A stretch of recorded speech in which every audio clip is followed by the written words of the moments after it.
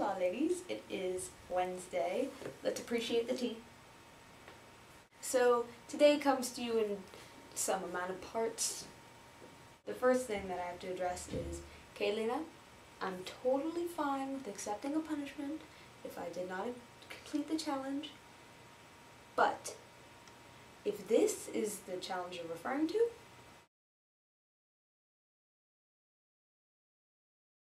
I think Sunday night I messaged you guys and I was like, we need to talk about Bin Laden.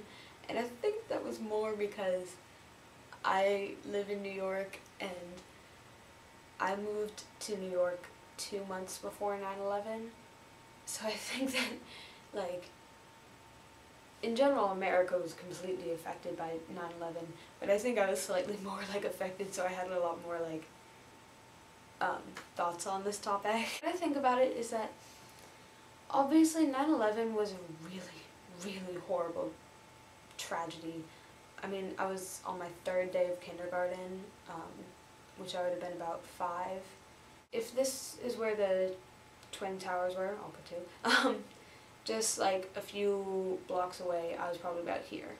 Like, I was really close when it happened, and the ground was shaking, and you know how like when it's winter and everyone's like, oh, let's go see the snow outside the window, and everyone would run to the window to see the snow.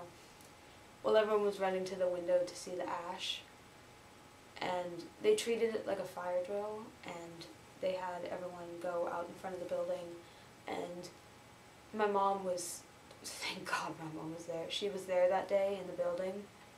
It happened more in the morning, I think, and she took me and my sister and one of my parents' one of my parents' friend's son, because she couldn't get there because she lived in Brooklyn, so she couldn't get there fast enough. And most parents like lived or worked near there, so they could get there really quick, and obviously they didn't even have to get the calls that the school was sending out to parents. They just knew what was going on and came as fast as they could to pick up their kids.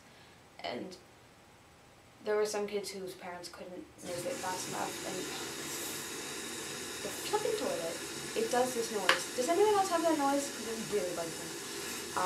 But I'll just talk over it. Oh, thank you.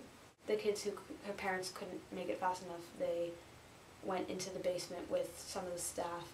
Like, my house was downtown, but it was far enough away that it would be fine to go back there, and so we were running back home, and I remember there was this big line of benches, and it's a certain like parkish place, and all I think of when I pass by there is 9/11 now.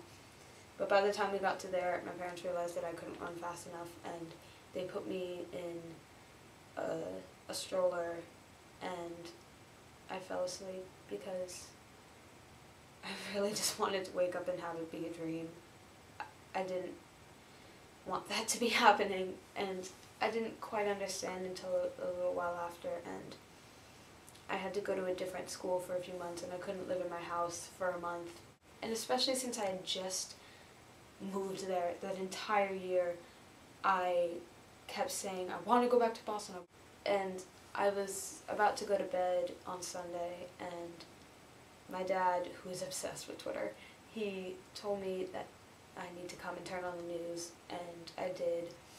And everyone at that point was just kind of making like, what's gonna happen? Like, something's going on. And then it was kind of announced that Osama had been killed, and then Obama officially confirmed it. And my initial reaction was like everyone else. I was really relieved. I started more thinking along the lines of what Kaylina was saying yesterday, how like, although he is gone, it's more of a symbol of him being gone. It symbolizes that there's closure. People don't realize that the wars aren't going to end right away, and we're not going to have everything solved right away, and we don't know whether or not the people who followed Osama Bin Laden and believed what he believed, we don't know if they're confused on what to do now, or if there is someone that they have who is going to step up and try and get us back again. And that's pretty scary.